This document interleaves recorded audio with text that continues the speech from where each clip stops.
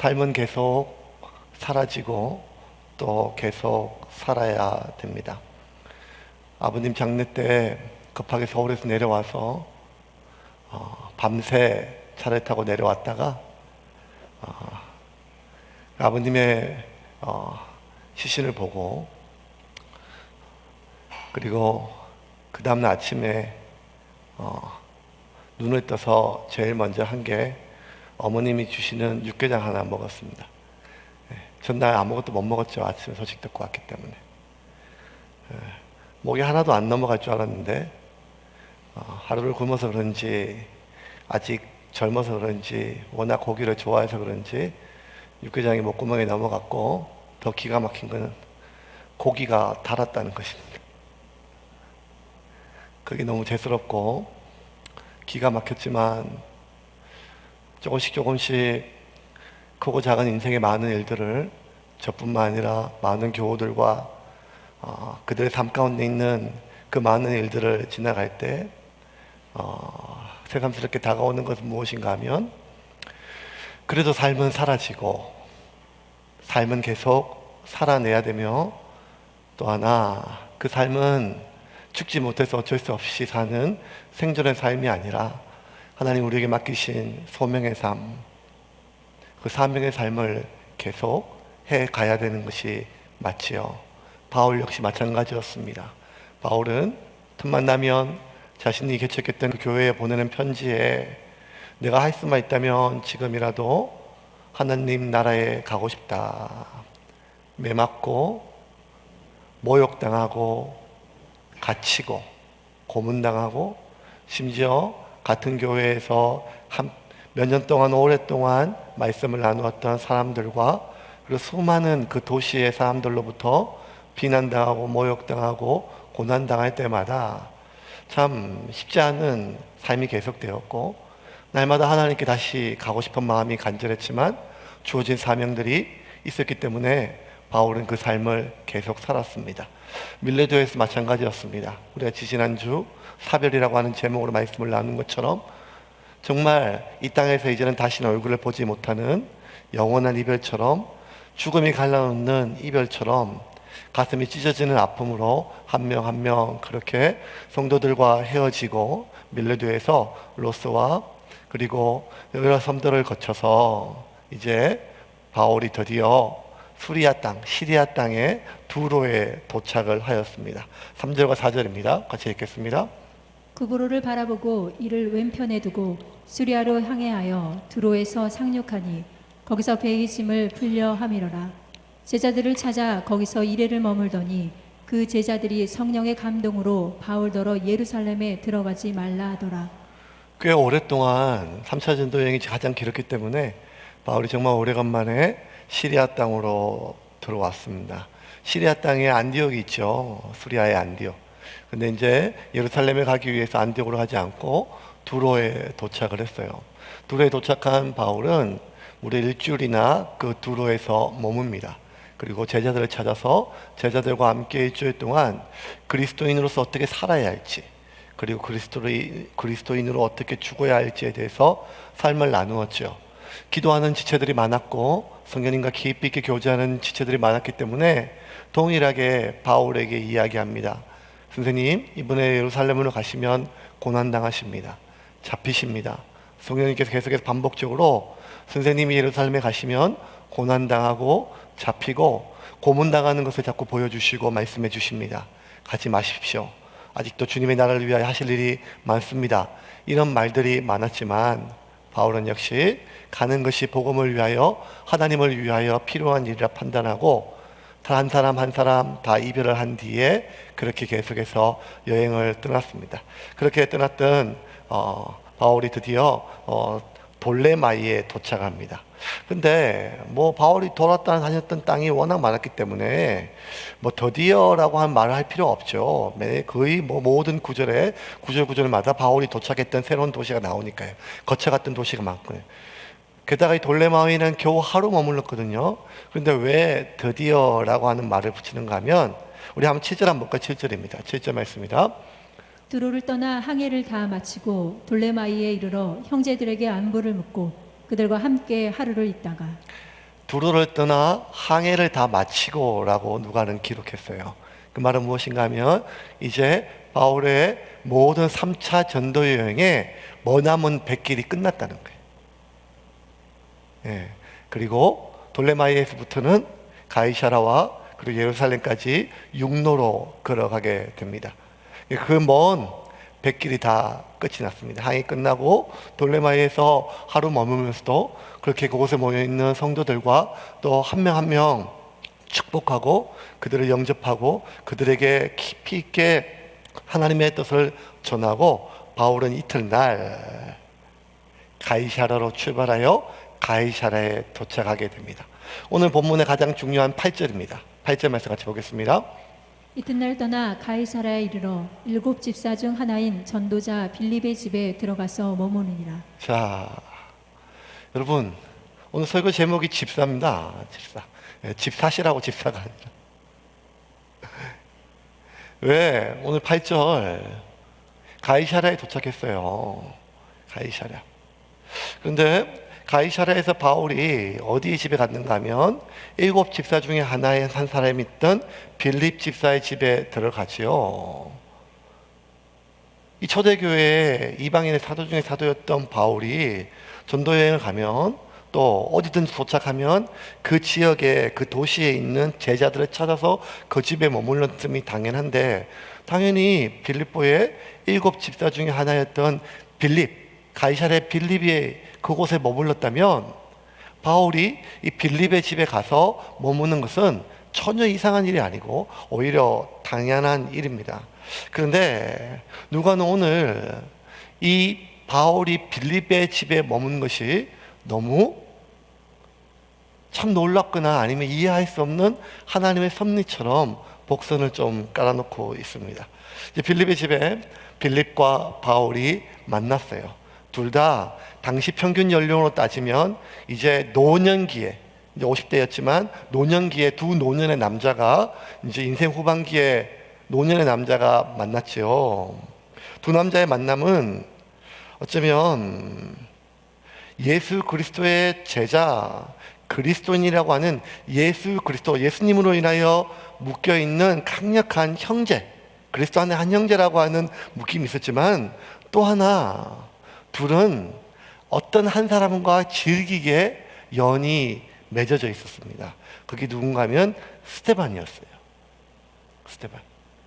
여러분 성경에 사울이 언제 처음 나오는가 하면 스데반의 죽음과 연관해서 나오게 됩니다. 7장에 스데반이 죽을 때 바울이 살기가 등등하여 스데반을 죽이는데 앞장섰고 증인으로 나섰으며 이 스데반은 돌에 맞아 죽어 마땅하다고 두세 사람의 증인이 있어야 되는데 바울은 그곳에 증인으로 나섰고 심지어 직접 돌을 들어 스데반을 쳐 죽였습니다. 스데반을 살해했지요. 당시 20대 초반에 불과했던 바울은 자기 확신과 자기 신념이 꽉 차 있었어요. 그리고 자기 생각이 하나님의 뜻이라고 하는 그 누구보다 강력한 종교적 신념이 가득 찼었습니다. 그래서 감히 하나님의 이름을 모독하는 스데반에 대한 그 적개심은 말로 다 할 수 없었고, 그리고 정말 살기가 등등해서 그 스데반을 돌로 쳐 죽였죠. 스데반은 초대교회 최초의 순교자였습니다. 교회 공동체 형성되고 나서 처음 맞는 가장 큰 비극이었죠. 그러니까 공동체에서 얼마나 슬픔이 많았겠습니까? 그 시신을 장례를 치러야 되는데, 여러분 오늘까지 이렇게 우리가 같이 생활하던 사람, 우리 친구 중에 하나가, 아니 누가 우리 옆에 있는 동료 중에 하나가 살해를 당했는데 그냥 목에 매달아 죽은 것이 아니라, 사형당한 것이 아니라 돌에 맞아 죽었어요. 그러면 그 시신이 온전할 리가 없지 않겠습니까? 온 몸이, 얼굴이 형체를 알아볼 수 없을 만큼 그렇게 짓뭉개진 몸을 예루살렘 초대교회 형제들이 그 시신을 가져와서 장례를 치르기 위하여 수습을 해야 됩니다. 그러할 때 이 예루살렘 교회는 11명의 사도가 있었지만 12명의 사도가 있었지만 또 하나 그 사도의 일을 대신하기 위하여 7명의 집사를 뽑았죠. 이 사도행전 7장에는 그 7명의 집사에 대해서 스데반과 빌립 이렇게 나옵니다. 이 유대인들의 이름의 순서가 참 중요한데 그것은 스데반 다음으로 빌립이 집사 가운데 영적인 권위를 가지고 있는 것이었죠. 그러면 스데반이 돌에 맞아 죽었을 때 그 시신을 가장 먼저 치유해서 대와야 될 사람이 누군가 하면 빌립이었습니다. 그리고 빌립은 스데반 다음에 그 뒤를 이어서 예루살렘 교회의 평신도의 사역자로서 평신도를 하지 않죠. 이미 사도와 동홍이란 사도만큼은 아니지만 그런 영적 권위를 가지고 교회에 섬겨야 되는데 스데반의 죽음에서 가장 가깝게 스데반의 죽은 몸을 보고 스데반이 살아있을 때 가장 가까이 스데반과 함께 동역했던 그 유일한 집사가 누구였는가 하면 빌립이었는데 그 빌립 집사의 마음속에 그 뭉개졌던 스데반의 온몸과 얼굴과 이 모든 상처를 봤을 때 그 일에 앞장섰던 그 혈기왕성했던 사익이 왕성했던 사울에 대한 적개심이 얼마나 또 많았겠습니까? 그런데 절대로 마주할 수 없는 두 사람이 이제 30년이 지나서 빌립의 집에 두 노인의 남자가 만났어요. 그리고 한눈에 봐도 지금 바울의 얼굴은 20년 전에 그 혈기왕성하고 카랑카랑한 눈빛과 목소리가 아닌 오랜 전도와 반복된 수감 생활과 고문과 박해로 인해서 이 바울의 얼굴과 모든 눈빛들은 허물어질 대로 허물어졌어요. 한눈에 봐도 먼 여행을 홀딱 갈 수 없을 정도로 허물어진 그 바울이 지금 빌립 앞에 서 있는 것입니다. 여러분, 본문 이전에 누가가 기록한 빌립의 마지막 장면은요 30년 전에 스데반의 죽음 이후로 모든 교회가 다 박살이 나고 교인들이 다 흩어졌어요. 사도행전의 기록자 누가는 뭐라고 표현하는가 하면 스데반 순교로 인하여 12사도, 사도를 제외한 모든 성도들이 예루살렘을 떠나 온 유대와 사마리아로 땅끝까지 다 흩어졌다고 그렇게 기록하고 있습니다. 그러할 때 빌립은 가장 먼저 사마리아로 가서 복음을 전하고 그리고 성령께서 그의 영을 빌립을 이끌어 가지고 유대 강야로 데려와서 이디오피아 내시에게 복음을 전하고 이디오피아 그 재무장관이 빌립에게 세례를 받습니다. 그것이 빌립이 이 사도행전에서 등장하는 마지막 장면이에요. 아니요, 좀 최초의 장면이죠. 마지막 장면 본문 이전에 등장했던 우리 8장 38절부터 40절 보겠습니다. 이에 명하여 수레를 멈추고 빌립과 내시가 둘 다 물에 내려가 빌립이 세례를 베풀고 둘이 물에서 올라올새 주의 영이 빌립을 이끌어간지라. 내시는 기쁘게 길을 가므로 그를 다시 보지 못하니라. 빌립은 아소도에 나타나 여러 성을 지나 다니며 복음을 전하고 가이사랴에 이르리니. 자, 8장 40절이 8장의 마지막 절인데 빌립은 아소도에 나타나 여러 성을 지나 다니며 그 땅이 뭔가 하면 두로와 그 땅입니다. 지금 바울이 갔던 그 땅을 다음에 복음을 전하고 가이사랴에 이르니라. 그러니까 30년 동안 빌립은 가이사랴에 계속 머물면서 사람들에게 복음을 전하고 교회를 개척하고 가이사랴에 계속 살고 있었던 거죠. 이게 빌립의 마지막 장면이에요. 그러면 이 빌립의 마지막 장면 그 다음 장면에 뭐가 나오는가 하면 9장 1절부터 그러니까 8장 9장 이거는 후대에 나눈 거니까 그냥 누가는 기록하는 거죠. 이 빌립의 마지막 가이사랴에 머무니라 하고 그 다음에 뭐가 나오는가 하면 사울의 이야기가 바로 나와요. 9장 1절부터 4절까지 보겠습니다. 같이 보겠습니다. 사울이 주의 제자들에 대하여 여전히 위협과 살기가 등등하여 대제사장에게 가서 다메섹 여러 회당에 가져갈 공문을 청하니 이는 만일 그 도를 따르는 사람을 만나면 남녀를 막론하고 결박하여 예루살렘으로 잡아오려 함이라.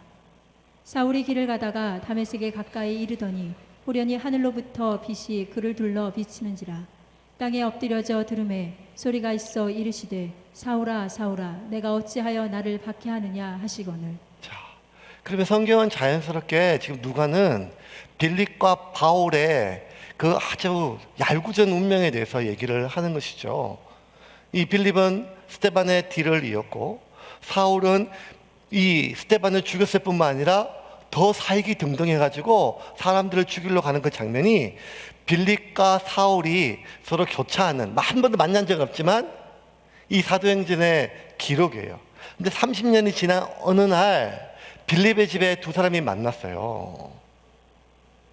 성경은 사도행전 7장, 8장, 9장 자연스럽게 보면 이 스데반에서부터 사울 그리고 빌립 이렇게 이어지는 아주 그 밀접한 그 묘한 운명의 만남들에 대해서 이렇게 묘사하고 있어요. 제가 그대로 좀 읽어볼게요. 7장 마지막 절에, 7장 마지막 절에 들으세요. 7장 60절에 보면 스데반이 마지막에 죽어요.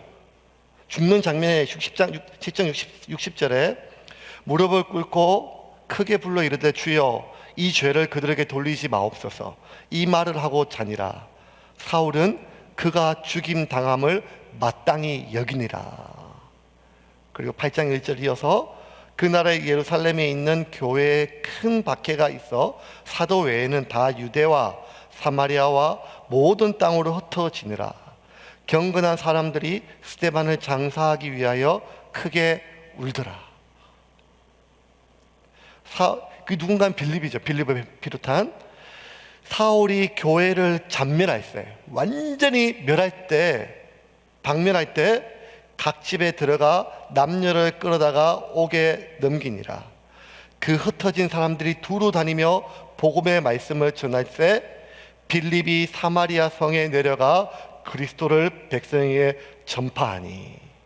그러니까 7장 8장은 스데반의 죽음과 사울의 그 살기 등등함과 교회를 깨트림과, 하지만 스데반의 죽음과 그 모든 슬픔을 안고 복음을 전하러 땅끝까지 흩어지기 시작했던 최초의 사람 빌립, 요거를 자연스럽게 그렇게 누가는 연결하고 30년이 지난 오늘 본문 속에 이제는 둘 다 인생의 노년에 모든 몸이 허물어진 그 상태에서 빌립의 집에서 두 사람이 서로 만났어요.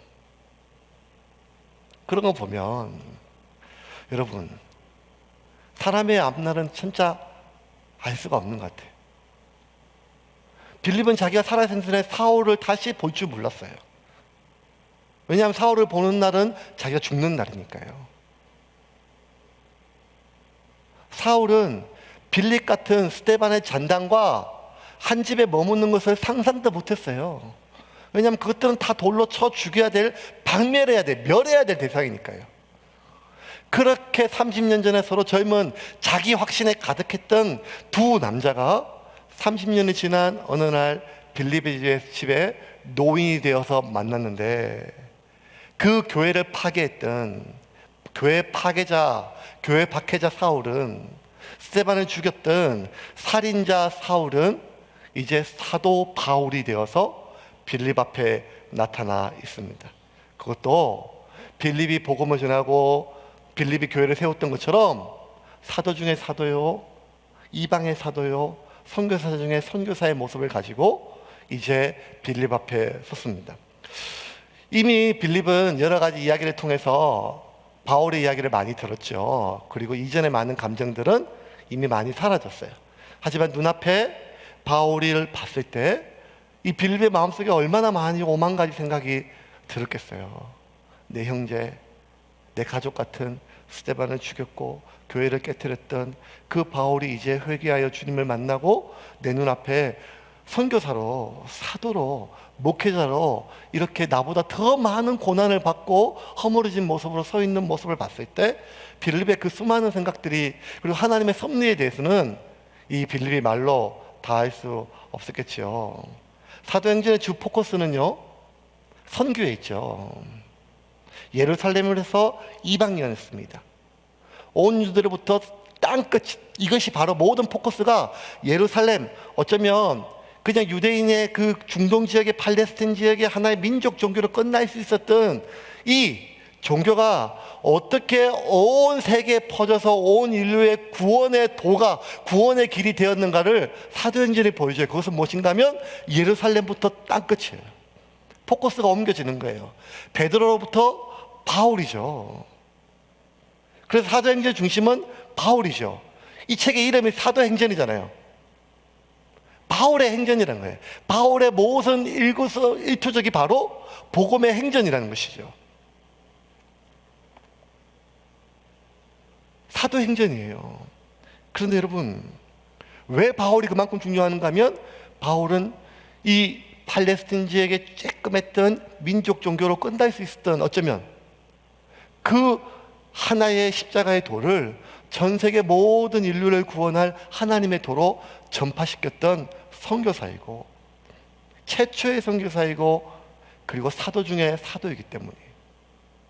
그런데 누가는 오늘 그거를 조금 다른 시각에서 8절에 하나 빌립을 부각하면서, 빌립을 설명하면서 사도 중에 사도요, 사도행전의 중심이었던 이 바울이 갖고 있었던 그 모든 타이틀은 사실은 바울이 아니라 빌립의 것임을 보여주고 있습니다. 왜냐하면 이방 최초의 선교는 빌립이었어요. 왜? 최초의 이방인이 예수를 믿고 영접한 것은 이디오피아 넷이었거든요. 그 이디오피아 넷이 이디오피아 재무장관에게 복음을 전하고 그에게 세례를 준 것은 사도가 아니라 빌립 집사였었어요. 예루살렘부터 땅끝으로 흘러가는 것이 사도행전의 주 포커스인데, 여러분, 유대인들의 땅끝이 어딘가 하면, 유대인들은 굶어 죽으면 죽었지 절대로 발을 밟을 수 없는 것이 무엇인가 하면 가장 부정하고 가장 타락하고 가장 더러운 사마리아 땅이에요. 그런데 빌립이 예루살렘을 떠나서 가장 먼저 간 곳이 어디였는가 하면, 그 땅은 어딘가 하면 예루살렘과 가장 가깝지만 예루살렘에서부터 가장 정서적으로 종교적으로 멀었던 사마리아 땅이었어요. 그래서 최초로 가장 먼저 땅끝에 가서 복음을 전한 것은 바로 사도 바울이 아니라 빌립이었다는 거예요. 심지어 지금 바울이 전도여행을 마쳐서 두로를 지나 마돌렌을 지나 여기까지 이 가이사라의 빌립의 집에 올 때까지 가는 곳곳마다, 도착한 곳곳마다 형제들이 있었고, 믿음의 형제들이 있었고, 교회가 있었고, 공동체가 있었는데, 그 믿음의 형제, 그 모든 공동체, 그 교회들은 예루살렘의 사도가 전도한 사람이 아니었어요. 예루살렘에 있는 사도들이 베드로나 야고보나 심지어 빌립과 이름이 똑같은 사도 빌립이 개척한 교회가 아니라 바로 빌립 집사가 30년 동안 개척하고 양육하고 세워놓았고 만들었던 공동체가 바울이 지금 지나온 공동체입니다. 그런 거 보면 이 책은 사도들의 책이거든요. 사도행전이에요. 그런데 최초로 순교한 사람은 사도가 아니라 스데반 집사였어요. 최초로 이방 땅에 이방인에게 세례를 준 사람은, 복음을 전한 사람은 빌립 집사였어요. 최초로 땅끝에, 가장 먼저 땅끝에 간 사람은 사도가 아니라 빌립 집사였어요. 그리고 빌립 집사는 하나님의 영에 이끌려 30년을 그렇게 복음을 전하며 살았어요. 원래 집사로 그 공동체에서 뽑아서 사도들이 안수할 때는 사도들이 말씀을 전하고 기도하는 일에 전념하기 위하여 많은 성도들을 구제하고 그들을 섬기는 일을 좀 돕기 위해서 집사를 뽑았지만, 빌립은 어떤 사도보다 더 사도처럼 복음을 전하고 교회를 세우고 공동체를 세우며 땅끝에 이방에 복음을 전하는 삶을 30년 동안 살았습니다. 그런데 이 빌립 집사를 누가가 8절에 소개할 때 좀 이해할 수 없는 표현을 써요. 그게 오늘 본문의 주제입니다. 8절입니다. 8절만 같이 보겠습니다. 이튿날 떠나 가이사라에 이르러 7 집사 중 하나인 전도자 빌립의 집에 들어가서 머무느냐. 이튿날 가이사라의 집에 7 집사 중에 하나인 전도자 빌립의 집에 들어가서 머무니라. 근데 여러분, 본문에는요, 이 개역성구를 번역할 때 본문에 없는 단어를 하나 집어넣었어요. 그게 뭔가 하면, 이 누가가 쳤던 8절 원문에는요, 7 집사, 디아코노스라고 하는 단어가 없어요. 7 중에 하나예요. 그래서 온토스, 엑톤, 헵타. 이 헵타가 뭔가 하면 7이라는 뜻이거든요. 헵타. 그러니까 7 중에 하나인 전도자 빌립이에요. 그래서 여러분, 이 NIV 성경, 영어 성경에도 보면 집사란 말이 없어요. 7 중에 하나예요. One of the seven이에요. 근데 왜 우리 개역 성경에는, 한글 성경에는 이 원에 없는 집사를 집어넣는가 하면, 빌립이라 하면 사도 12사도 중에서도 빌립이 있었기 때문이에요. 그래서 7 중에 하나 이게 아니라 이 사도와 성도들이 혼동되지 않기 위해서 이 성경 원어의 뜻에 위배되지 않게 7 집사 중에 하나라고 이렇게 번역을 한 거예요. 그러면 2000년이 지난 그 전 세계에서 가장 성경을 많이 공부하고 아주 열심히 있는 한국에 있는 성도들도 어쩌면 사도 빌립과 집사 빌립이 헷갈릴 수 있다면, 2000년 전에 전 세계가 흩어져서 성경을 제대로 읽지도 못하고 듣지도 못하는 사람들이 그냥 전해 듣는 그 편지에 누가는 빌립을 집사로 표현하는 게 맞거든요. 7 집사 중에 하나라는 것. 그런데 누가는 디아코노스, 집사를 빼고 그냥 7 중에 하나로 적어요. 그리고 성경에 잘 사용되지 않는 유앙겔리온 테스, 전도자 빌립이라고 이렇게 표현을 합니다. 7절 다시 한번 볼까요? 8절입니다. 같이 보겠습니다. 이튿날 떠나 가이사랴에 이르러 7 집사 중 하나인 전도자 빌립의 집에 들어가서 머무르니라. 전도자 빌립의 집사는 없고 오히려 전도자 유앙겔리스테스는 신약 성경에 헬라어로 딱 3번밖에 안 써요. 그것도 2번은 바울이 전도의 사명에 대해 설명할 때 쓰고, 개인에게 쓰여진 것은 빌립이 처음이자 마지막 유일해요. 잘 안 쓰는 단어예요. 유앙겔리스테스란 말은 유앙겔리온이 복음이라는 뜻이거든요. 그리고 유앙겔리스테스라면 복음을 전하는 자, 복음을 선포하는 자, 복음대로 사는 자, 이런 뜻이에요. 그러니까 유앙겔리스테스는 뭐 오늘처럼 이렇게 막 전도나 하고 전도 나가는 이런 적이 아니라 오직 예수가 구원자임을, 그게 복음을 삶으로 살아내고 증거하는 사람이란 뜻이에요. 왜 누가는 빌립을 사도로부터 안수받았던 그 영광스러운 디아코노스, 집사라 표현보다 오히려 그건 생략하고 전도자 유앙겔리스테스를 더 강조하면서 했을까요? 그것은 빌립 스스로가 내가 예루살렘 초대 7 집사 중에 하나라는 것을 드러내는 것이 아니라, 그런 어디 가든지 간에 복음을 전하며 사는 사람이었기 때문이에요. 복음을 전하는 사람. 누구를 만나든지 간에 복음을 전하는 자로 자기를 소개했다는 것입니다. 빌립에게는 초대교회에 사도로부터 직접 안수받았던 그 영광스러운 최초의 7 집사 중에 하나라고 하는, 스데반의 뒤를 이은 집사 중에 하나라고 하는 그 영광스러운 직임보다, 그 타이틀보다 나는 복음을 전하는, 나를 구원하고 세상을 구원할 그 예수 그리스도의 복음을 전하는 자의 삶으로 그의 삶의 전부였다는 것입니다. 어쩌면 여러분, 바울은 가는 데마다 자신을 뭐라 소개했는가 하면 사도로 소개를 했어요. 로마서를 봐도, 고린도전서를 봐도, 갈라디아서를 봐도, 사도행전에 이어지는 모든 이 바울이 서신을 차례로 하나씩 보면 가장 첫 구절이 뭔가 하면, 한번 볼까요? 로마서부터. 제가 이렇게, 예수 그리스도의 종 바울은 사도로 부르심을 받아. 고린도전서는 뭐라고 하는가 하면 1절에 하나님의 뜻을 따라 그리스도 예수의 사도로 부르심을 받은 바울. 갈라디아서 1장 1절에는 사람들에서 난 것도 아니요 사람으로 말미암은 것도 아니요 오직 예수 그리스도와 그를 죽은 자 가운데 살리신 하나님의 아버지로 말미암아 사도된 바울은, 바울은 어딜 가든지 간에 가장 먼저 내가 사도라는 것을 밝혔어요.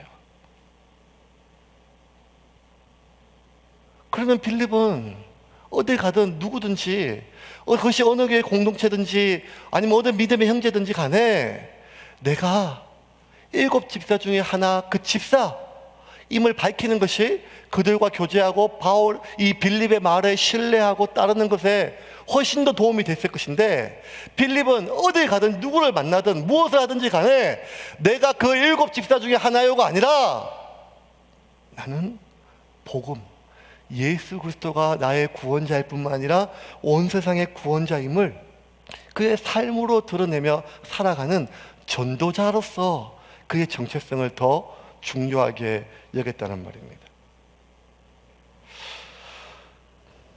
인생은요, 결국 어떤 타이틀을 가졌느냐가 참 중요한 것 같아요. 어떤 타이틀을 가졌는가. 내 직분, 한국 사회가 얘기하는 것처럼 학벌, 직장, 직임, 내가 어떤 직분을 가지고 있는지 그것이 가장 중요한 시대죠. 심지어 내가 가지고 있는 직업, 학벌이 안 되면 그냥 내가 타고 있는 차라도, 내가 살고 있는 집이라도, 심지어 교회에서조차 내가 어떤 타이틀을 가지고 있는가가 남들 앞에 나를 소개하는 나의 방패고 나를 증명하는 무언가 타이틀이 되죠.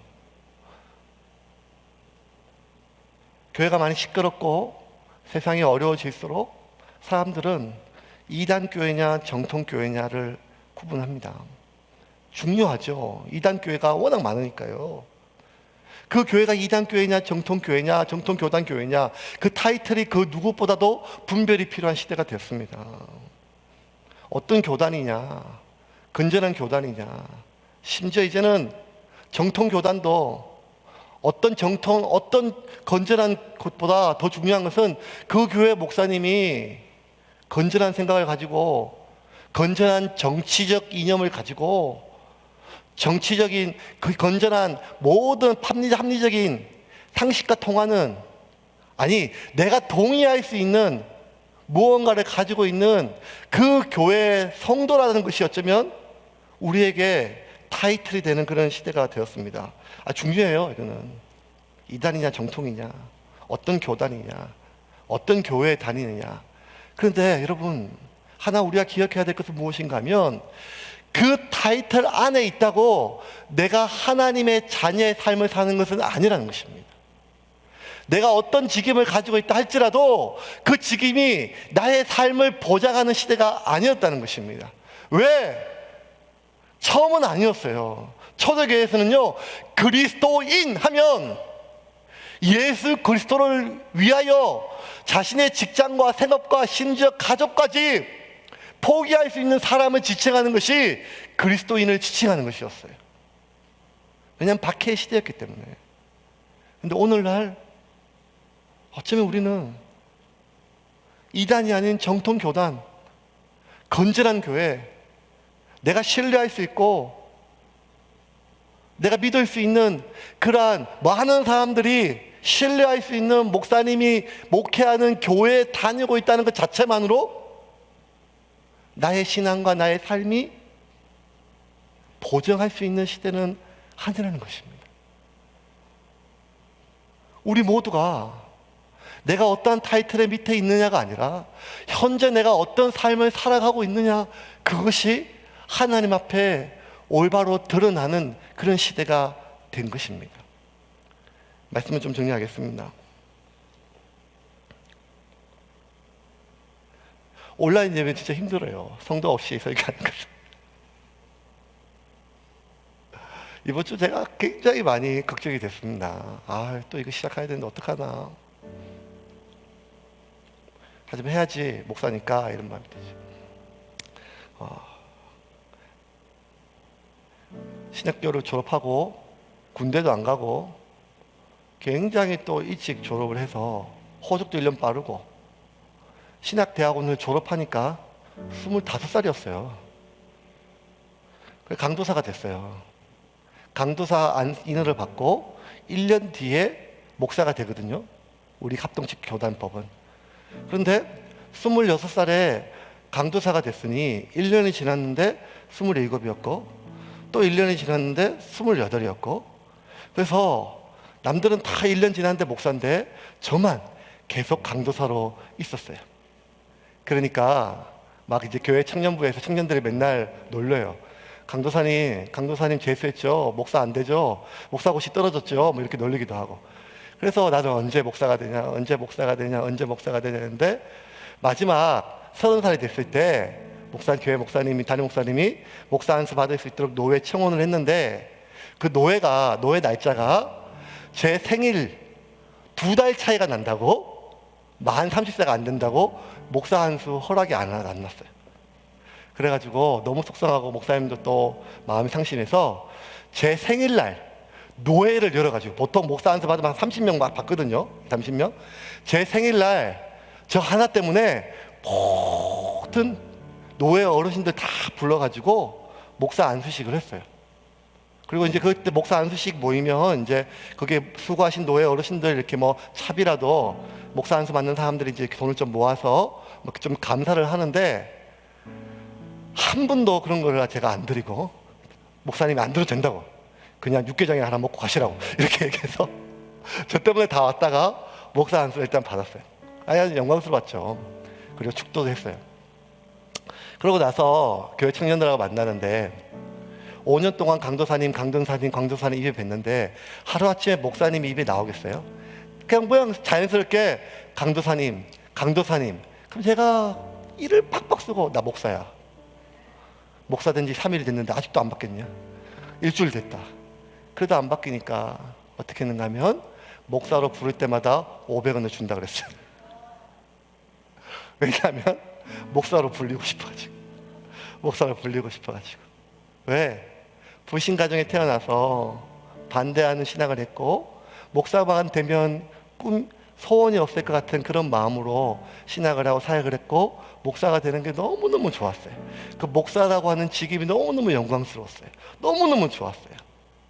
그런데 어느 순간 돌아보니까 제게 가장 좋았던, 가장 영광스러웠던, 가장 귀했던 이 목사라는 직임이 어쩌면 대한민국에서 가장 비난당하고 욕을 먹고 모욕당하는 그러한 현실 속에서 속상하죠. 속이 많이 상합니다. 인터넷에 나오는 수많은 댓글들은 다 저한테 하는 얘기처럼 그렇게 들려요. 그리고 저는 또 정신건강이 좋지 않아서 이거 계속 보면 안 되거든요. 근데 더 마음이 무겁고 더 마음이 힘든 건 뭔가 하면, 목사는 목사 지은 제가 있어서 그런데 열심히 신앙생활하고 헌신하고 하나님 앞에 올바로 말씀대로 살아가려고 하는 이 땅의 수많은 성도들이 돈만 알고 비윤리적이고 신천지와 다름이 없어 보이는 그런 목사한테 맹목적으로 생각 없이 따라다닌다고 그런 비난을 듣는다고 생각하니까, 아니 많이 들으니까 실제로 거기 너무 미안하고 죄송하고 더 마음이 어려운 거예요. 500년 전에 종교개혁이 일어났고 가톨릭 교회와 사제들과 수많은 타락으로부터 루터와 칼빈이 그 사제들의 오직 교황만 옳고 오직 사제만 옳다고 하는 그 모든 것으로부터 벗어나 그들을 비판하고 비난하고 오직 예수 그리스도 한 분 외에, 말씀 외에는 우리의 스승이 없고 진리가 없음을 선포하기 시작했던 이 종교교육의 뿌리에 태어났던 교회가 500년이 지난 지금 다시 한번 개혁이 필요한 시점이 되었죠. 그것은 무엇인가 하면 그 어떤 사제가 없다는 것입니다. 교황이나 신부나 목사나 그 누구라 할지라도 하나님과 우리 사이의 중간에 중보자나 대언자가 될 수 없고, 우리 모두는 예수 그리스도의 보혈로 하나님의 자녀가 되었을 뿐만 아니라 왕같은 제사장으로 하나님 앞에 온전히 1대1로 설 수 있음을 믿으시기를 바랍니다. 그러므로 예수 그리스도 외에는 우리에게 스승이 있을 수가 없습니다. 성령과 말씀 외에는 우리에게 참 인도자가 될 수가 없습니다. 한국교회 하나님께서 은혜를 베푸셔서 다시 한번 소망이 있다면 그것은 목회자들의 회개에 있는 것이 아니라 이 땅에 있는 수많은 평신도들이 말씀과 성령에 바로 서요 그 어떠한 인도자가 아닌 오직 말씀에 비추어서 그 어떠한 정치적 판단이 아닌 오직 말씀에 비추어서 그 어떠한 자신의 신념이 아닌 자기 확신이 아닌 말씀에 비추어서 세상을 살아가고 세상을 살아낼 때 하나님께서 이 나라와 이 민족과 이 교회 위에 은혜를 주시기를 믿으시기를 바랍니다. 성령께서 여러분을 인도하실 것입니다. 자신의 삶을 살아내는 삶입니다. 한 주 동안 최선을 다해서 여러분 또 사십시오. 그리스도의 복음의 전도자임을 기억하며 사십시오. 그리고 그것이 말이 아닌 삶을 통하여 오직 주님과 성령 외에는 우리의 서성과 인도자가 없음을 믿고 내가 어떤 직분이나 내가 어떤 교회나 내가 어떤 타이틀 안에 그것이 나를 보장하는 것이 아니라 오직 말씀과 성령의 인도하신 대로 살아내는 내 삶이 하나님 앞에 나를 보장함을 믿고 믿음 안에 승리하는 여러분이 되기를 주님의 이름으로 축원합니다.